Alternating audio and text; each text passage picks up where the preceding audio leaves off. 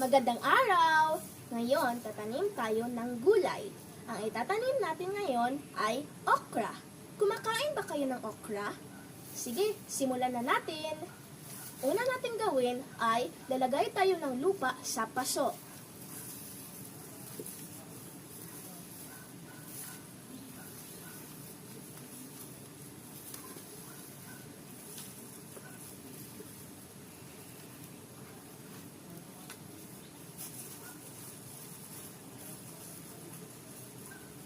Tapos,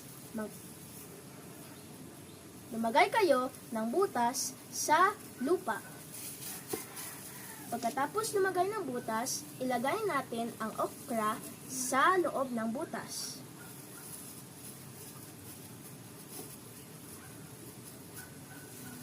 Kailangan natin alagaan ang ating itinanim para kapag ito ay